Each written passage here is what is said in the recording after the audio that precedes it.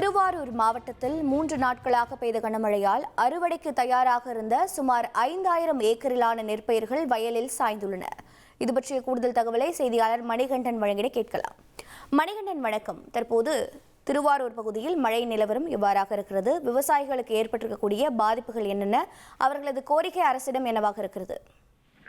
வணக்கம். திருவாரூர் மாவட்டத்தில் இந்த ஆண்டு முழுவதும் 1,50,000 ஏக்கர் பரப்பளவில் குறுவை சாகுபடி பணிகள் விவசாயிகள் தீவிரமாக ஈடுபட்டு வந்தனர். மாவட்டம் முழுவதும் தற்போது நெல் அறுவடை பணிகள் என்பது தீவிரமாக நடைபெற்று வரும் நிலையில் திருவாரூர் மாவட்டம் முழுவதும் கடந்த 3 தினங்களாக மாலை மற்றும் இரவு நேரங்களில் கனமழை பெய்து வருகிறது.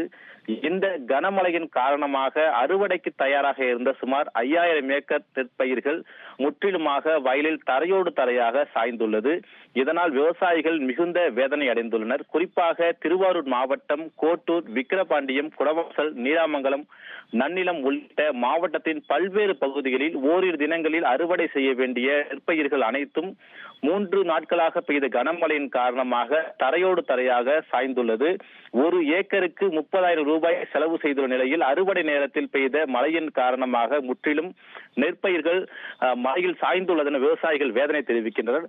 உடனடியாக மாவட்ட நிர்வாகம், வேளாண் துறை மற்றும் வருவாய்த்துறை அதிகாரிகளை பாதிக்கப்பட்ட விளைநிலங்களுக்கு நேரடியாக அனுப்பி வைத்து கணக்கெடுப்பு நடத்தி பாதிக்கப்பட்ட விவசாயிகளுக்கு உரிய இழப்பீடு வழங்குவதற்காக நடவடிக்கை மேற்கொள்ள வேண்டும் என விவசாயிகள் கோரிக்கை விடுத்துள்ளனர்.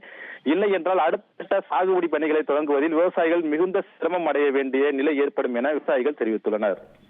உங்களுடைய தகவல்களுக்கு நன்றி மணிகண்டன். உங்கள் தந்திவன் தொலைக்காட்சியில் தாமரை தினமும் மதியம் 1 மணிக்கு காண தவறாதீர்கள்.